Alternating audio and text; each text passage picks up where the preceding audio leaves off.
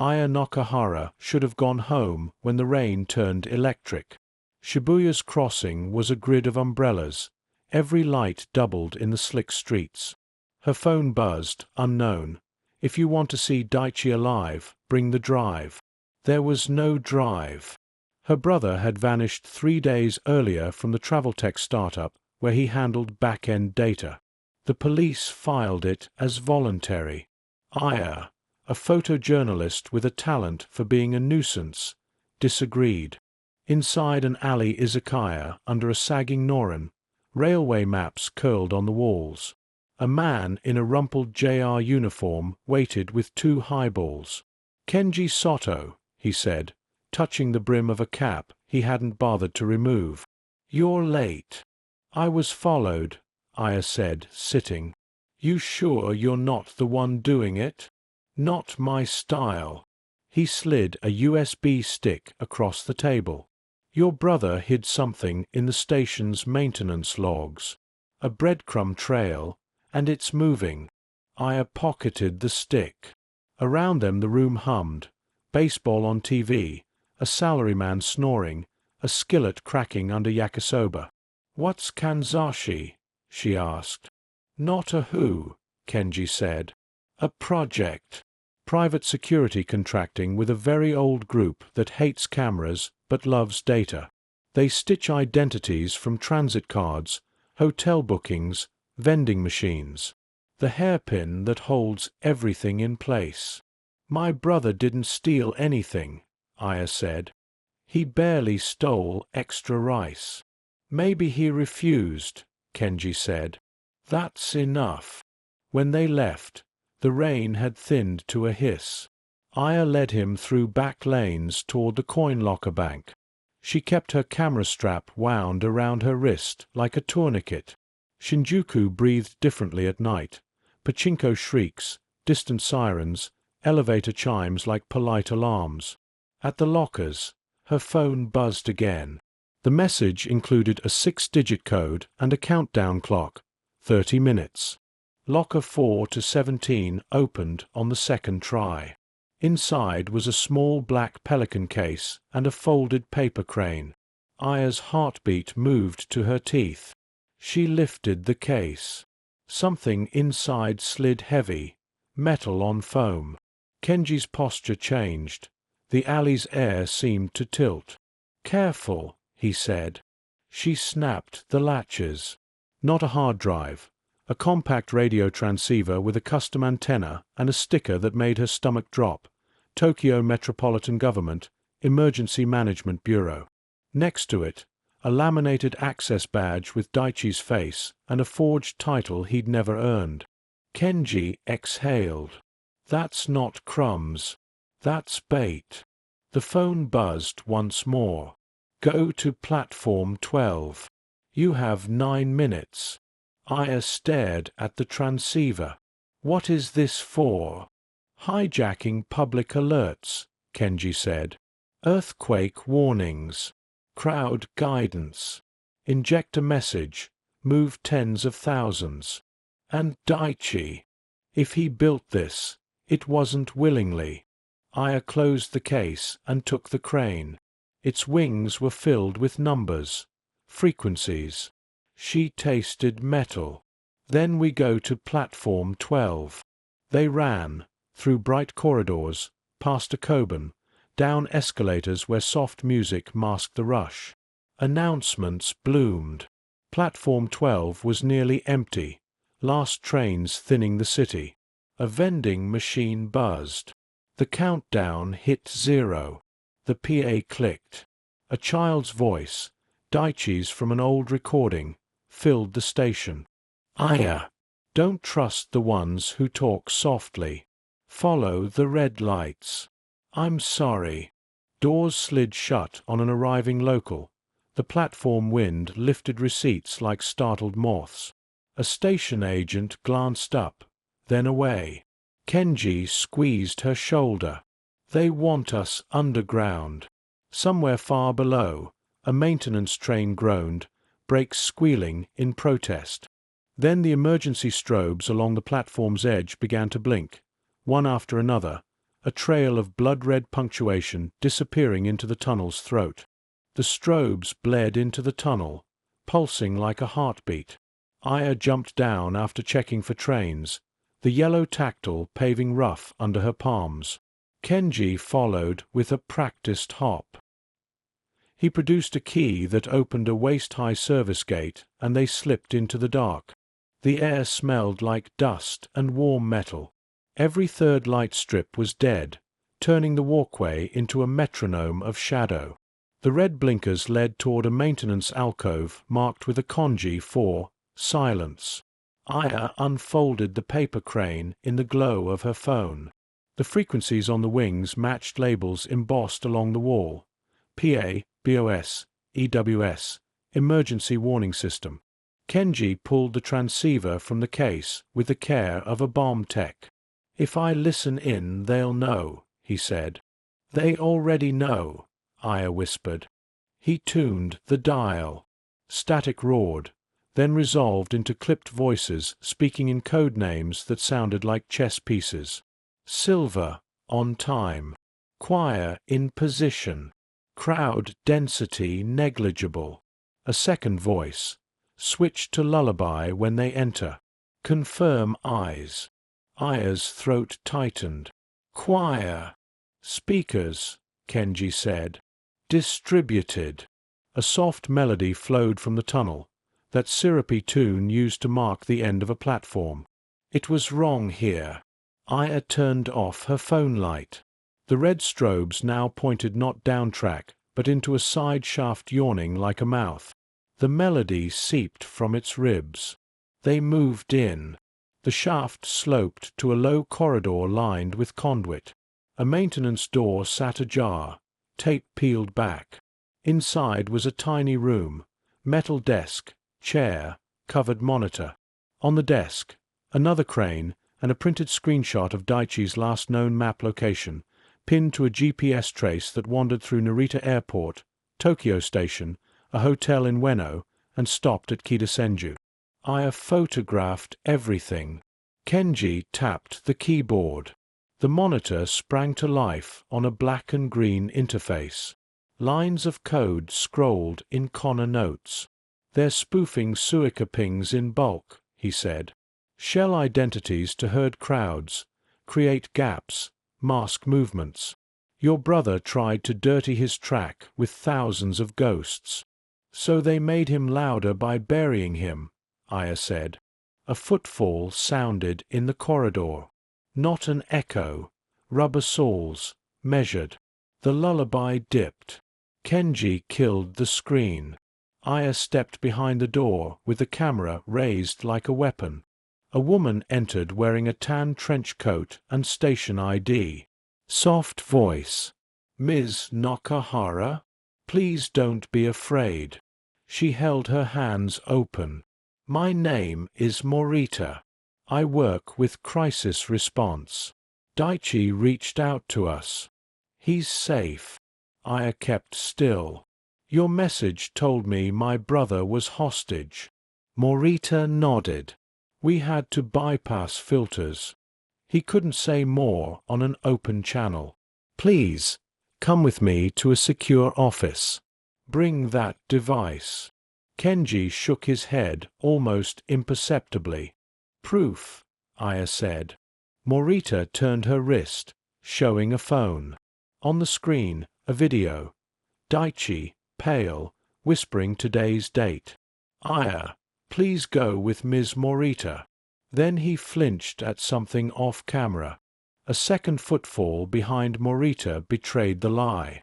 A man's hand holding a taser slid into view. Aya slammed the door with her shoulder, catching the arm.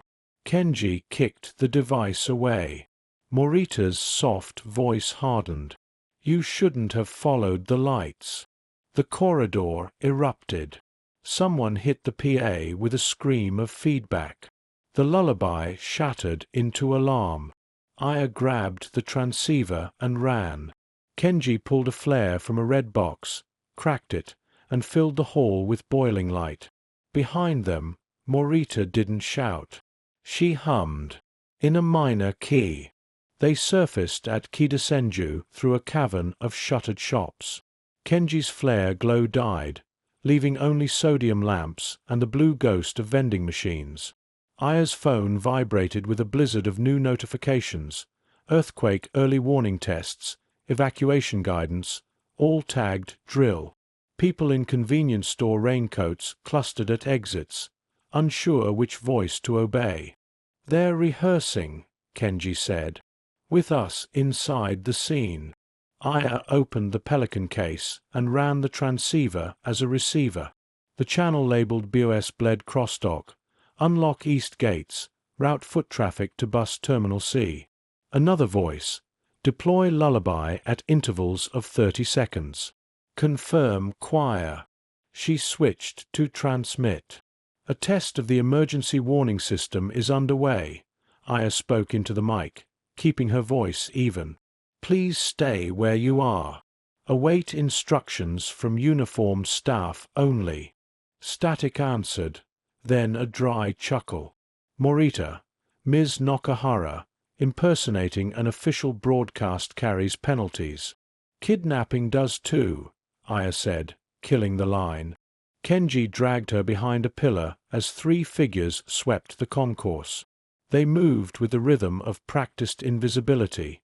Neutral strides, neutral faces. "We need a blind spot," he said. Aya remembered the old bathhouse 2 blocks away.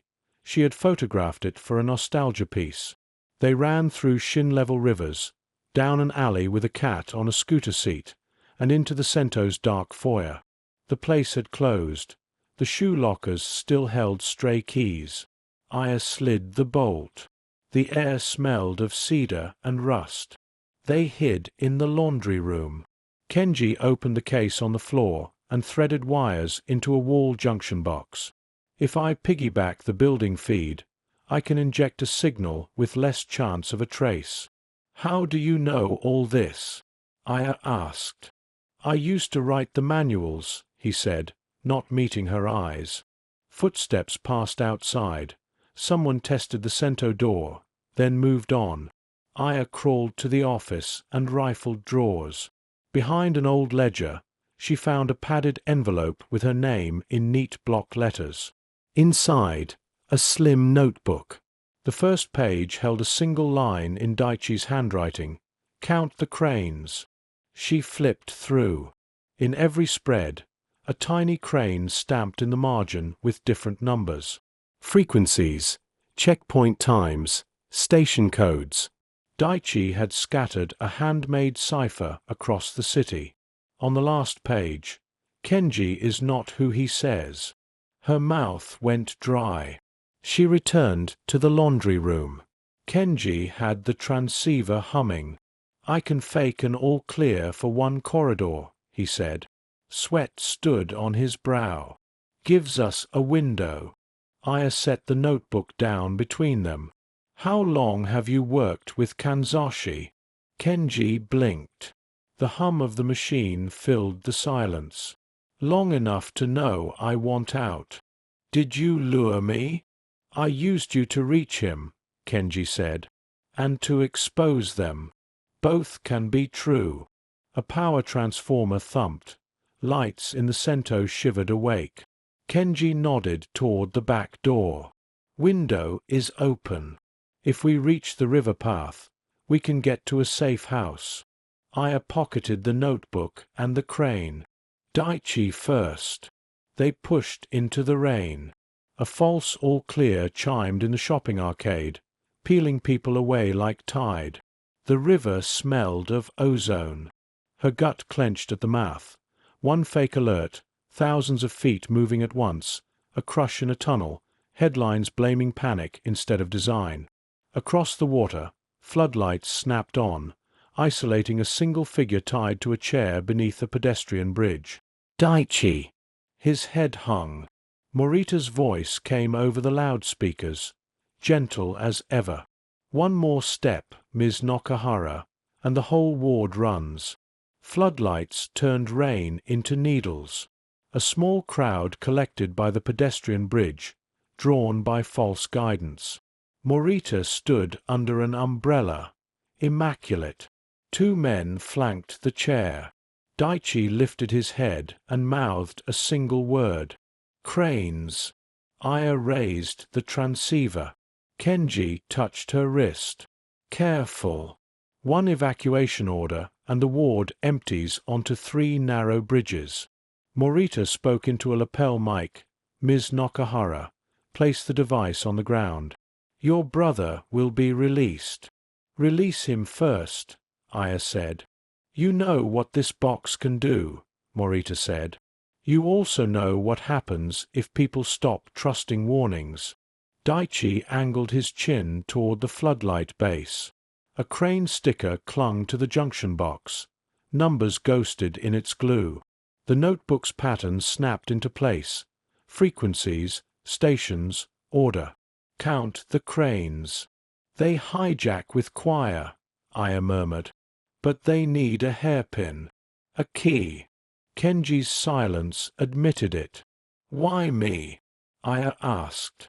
Because you aim a lens, Morita said. Get it wrong, and the headline poisons the well. Daichi's voice rasped. He built the key, he said, nodding at Kenji. He can lock the city, or open it. Kenji lifted his empty hands. I also wrote the way out. He moved first, cutting the floodlight cable. Darkness swallowed the riverbank. Phones became constellations. Morita's men grabbed for Daichi. Aya keyed transmit and spoke into the black. This is Aya Nakahara. Stay where you are. There is no earthquake. Move only if instructed by uniformed officers. Parents, hold your children's hands. For a second, the city listened. Kenji yanked her toward the bridge stairs. Daichi twisted free and stumbled after. Morita didn't chase. She tilted her umbrella. On its rib, another crane glinted, numbers completing Daichi's cipher. Her gaze met Aya's, unreadable, before she turned and redirected sirens away from the bridge. They plunged into a service stairwell. Kenji wedged the door, cracked a junction box labeled bus, and fed in the transceiver. We can cork their choir from here, he said. Give me the notebook. Aya hesitated. Daichi wheezed. He needs it. She handed it over. Kenji found the final sequence, the same page warning he wasn't who he claimed, and typed anyway. The building thrummed. Outside, the lullaby died. Real officers set cones and practiced calm. Footsteps hammered above. Hard, quick. Kenji pressed a folded passport into Daichi's hand. Shinchitos at sunrise. Gate F. Don't use your name. What about you? Daichi asked. Someone has to map what would have happened if we hadn't corked the choir, Kenji said. He looked at Aya. You wanted a story.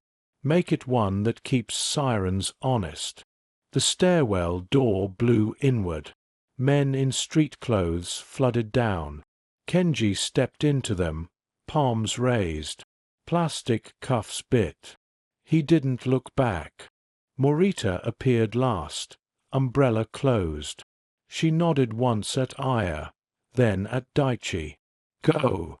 At dawn, Aya watched her brother board a flight north under a name that wasn't his. She filed photographs and a report that named no one, diagrammed everything, and made the machines visible. By evening, an internal memo leaked. Audits of emergency warning protocols, independent oversight, a quiet purge. Some called it a hoax, others a drill gone wrong. In certain wards, a lullaby stopped playing. In others, cranes appeared on utility boxes, holding tiny numbers like seeds. Aya didn't know whether Morita had saved them or simply redirected a storm. She only knew the city had listened, briefly, to a voice without a badge, and moved the right way. That night, rain softened to mist, and Tokyo exhaled, the red lights finally blinking out one by one, slowly.